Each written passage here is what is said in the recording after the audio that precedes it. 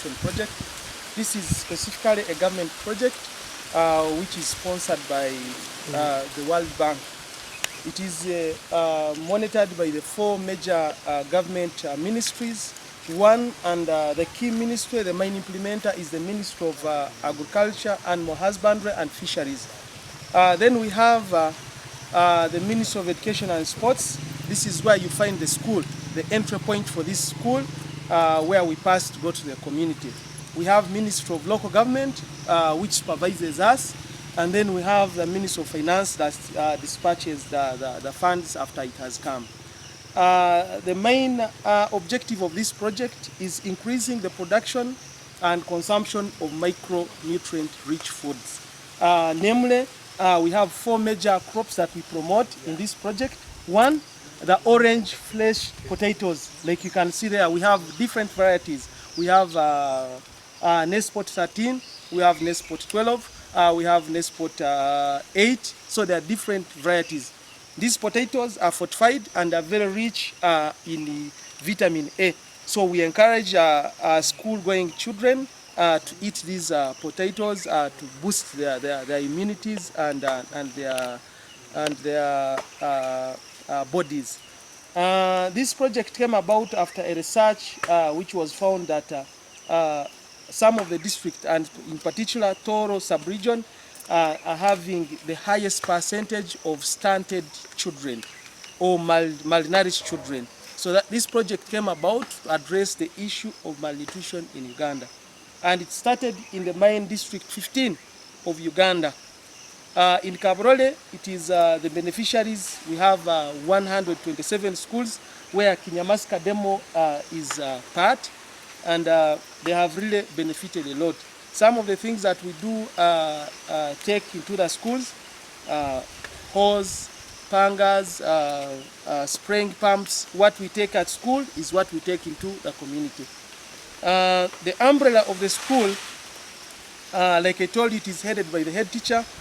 We have the science teacher, and then the deputy who is also heading the procurement committee. Then from there, we go to the community where we have the lead farmer.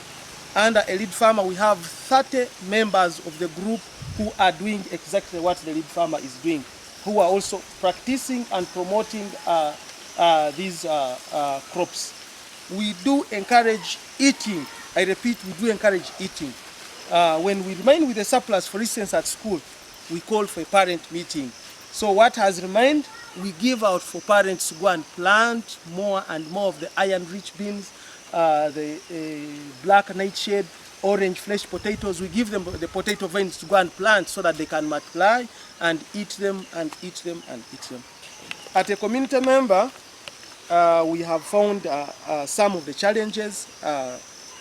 The key challenge that we have found is adoption, the level of adoption of this project. People are having poor attitude to adopt this project. When you call them, for instance, for meetings, they expect something in return to come for this meeting. Yet these meetings are very key. We intend to sensitize them on how they can increase the production of these crops. We don't stop on these key 4 major crops that I have told you, the black nightshade, iron-rich beans, and African eggplants. That's why you're seeing we have a variety of vegetables. At the end of the harvesting season, like we have our potatoes, we have our cabbages, we have our beans, we have one day which we call a cookery demo day. We call a health worker who will take us through how we can prepare these foods, right from getting them from the garden until it is served on the plate. We have the parents, so we teach them how to prepare a nutritious meal, a meal that is comprised of all food values. You know, having one meal is not sometimes good. You specialize in eating chicken, you miss a point. So you eat a meal that is comprised of all food values. So we have it there, we spend it with the pupils, we teach them how to dig, we teach them how to harvest, we teach them how to cook, and how that food is served.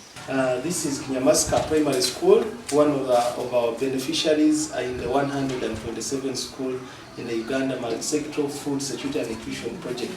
As you can see here, some of the physical evidence of the activities that we do here, and school management and school hierarchy, they are giving out some of the equipments to the lead farmers. That is the spraying pump. You can see the hand washing facilities. You can see hose, pangas, and others. And here we are teaching the pupils how to practice real agronomic practices. You can see the pupils are taking part. What we normally do, we teach pupils to do light agronomic practices. We do not take them through the hard labor like digging, but when it comes to planting, weeding, and harvesting, they take part. So here, as you can see, the agriculture officer, the science teacher, and the community facilitator, they are trying to elaborate more how to use real agronomic practices, and one of them is planting in lines, because this is a real demo garden, a school garden where you go, it's like a class. Here we are giving fruit trees to our lead farmers. You can see the head teacher is handing over, and this is a lead farmer also receiving the fruit trees. This one is an energy saving stove, which was constructed for the lead farmer. Also constructed at school and at the home of the lead farmer.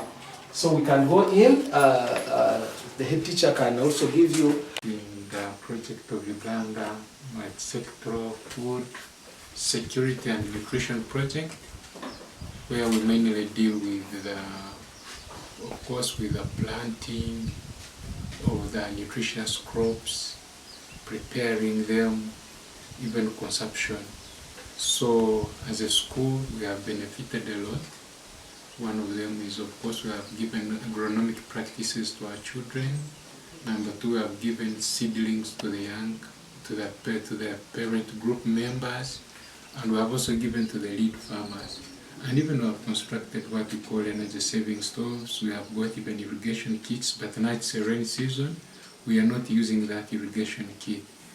So we hope to continue with this same project if we are we are funded.